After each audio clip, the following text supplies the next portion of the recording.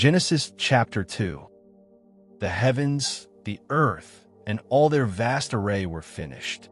On the seventh day, God finished his work which he had done, and he rested on the seventh day from all his work which he had done. God blessed the seventh day and made it holy, because he rested in it from all his work of creation which he had done.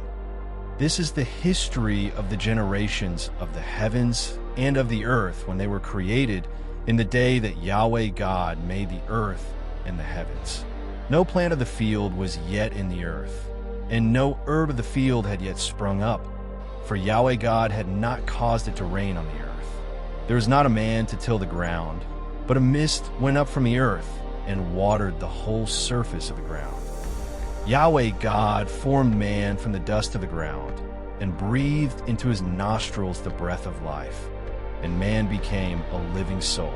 Yahweh God planted a garden eastward in Eden, and there he put the man whom he had formed. Out of the ground Yahweh God made every tree to grow that is pleasant to the sight and good for food, including the tree of life in the middle of the garden and the tree of the knowledge of good and evil. A river went out of Eden to water the garden, and from there it was parted and became the source of 4 rivers. The name of the first is Pishon. It flows through the whole land of Avila, where there is gold, and the gold of that land is good. Bdellium and onyx stone are also there. The name of the second river is Gihon. It is the same river that flows through the whole land of Cush. The name of the third river is Hiddekel. This is the one which flows in front of Assyria. The fourth river is the Euphrates.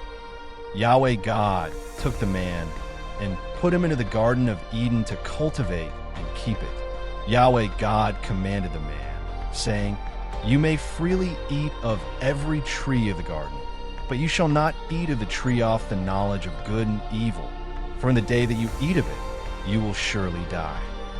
Yahweh God said, "It is not good for the man to be alone. I will make him a helper comparable to him." Out of the ground Yahweh God formed every animal of the field and every bird of the sky, and brought them to the man to see what he would call them.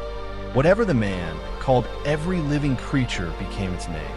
The man gave names to all livestock, and to the birds of the sky, and to every animal of the field.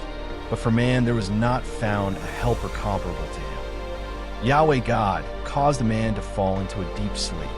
As the man slept, he took one of his ribs and closed up the flesh in its place.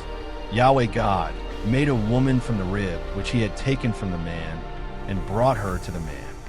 The man said, "This is now bone of my bones and flesh of my flesh. She will be called woman, because she was taken out of man. Therefore a man will leave his father and his mother, and will join with his wife, and they will be one flesh." The man and his wife were both naked, and they were not ashamed.